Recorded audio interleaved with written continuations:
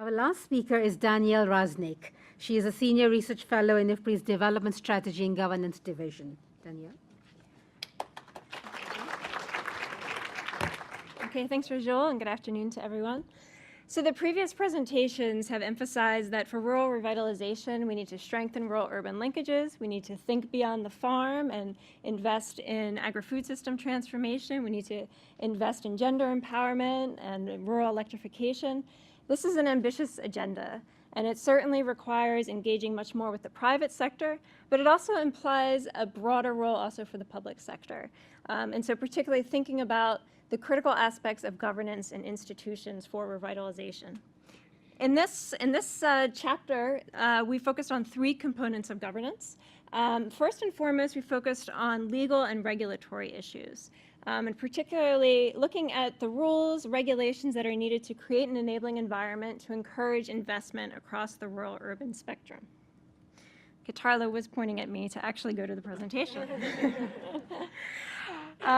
And so here we need to think about how we can actually balance the trade-offs between encouraging innovation while still safeguarding the rights of the marginalized, of course protecting the environment, creating not just jobs but particularly decent jobs. So certain initiatives that we're familiar with, including the Enabling Business of Agriculture initiative, where we've got actually nice comparative metrics now on the regulatory environment with regards to seed, fertilizer, ICT, and water. But we also need to think, as we're talking about an agro-industrial agenda, the role of industrial policy and the ways that governments can ensure that such investments are done in a sustainable and ethical way.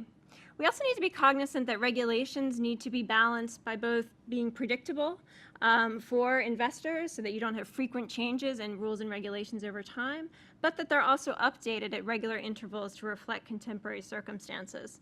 So some of you may be familiar with the influx of pesticides going on right now in the Sahel. As patents have expired under the WTO, countries like Mali, Cote d'Ivoire, they have more than 100 generic and counterfeit pesticides with really detrimental impacts on environmental and human health. And one of the key reasons for this is that you have very outdated regulatory regimes. We're also learning more and more that with urbanization, the supply chains for food are lengthening from farm to fork, and you have a greater propensity for foodborne hazards, and this really is requiring governments to rethink food safety regulations. Of course, regulations are not really effective if governments can't enforce or implement them. And so the second component we look at in the report is state capabilities. This includes technical skills of bureaucrats, financial resources, and particularly incentive structures within the organizations that civil servants operate.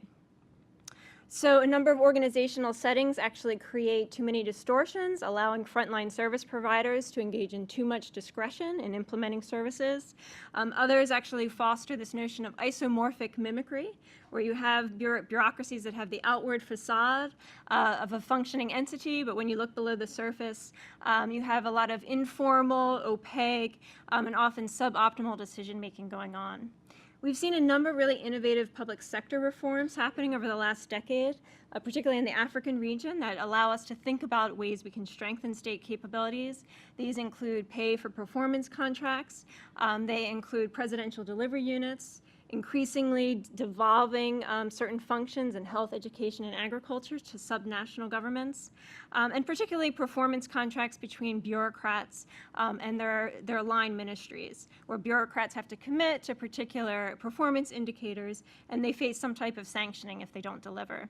One of the most notable of these is Rwanda's Imihigo system. Here you have the district level governments actually have to deliver annually on a set of indicators, and then they're audited annually to see what share of those indicators have actually been achieved. And then those who are the best performing receive some type of award. Here's some of the mayors on the top from the 2016-2017 Imihigo process. They receive not just kudos from the president, Paul Kagame, but the results of this auditing are actually published to the public. So the public can see, how did my district actually do? And so that links to our third component we look at in this chapter, which is downwards accountability between governments to their citizens. This is really critical, as was noted earlier by Schengen, to really ensure that policies and expenditures actually reflect citizen priorities. Competitive elections have traditionally been the key element of accountability, allowing citizens to sanction or reward politicians for good or bad performance. There's a large body of research that now shows competitive elections are linked to higher expenditures on education and health, linked to reduced distortions in the agricultural sector, and also linked to higher caloric intake. But in addition to elections, we've seen opportunities for harnessing more of the ICT revolution, particularly as we've seen, as you can see on the bottom here, a growing access, even in low-income countries, to mobile technology, also growing access to internet access. A number of really interesting innovations going on. One includes Twawiza. This is a civil society group in East Africa. They use crowdsourced data from mobile phones to track performance of governments in East Africa with regards to certain services in health and education. Some other innovations we've seen are in Tanzania, where the government is trying to pilot mobile phones to collect tax revenue from smallholders and try to reduce some of the corruption that has occurred with kind of human revenue collectors.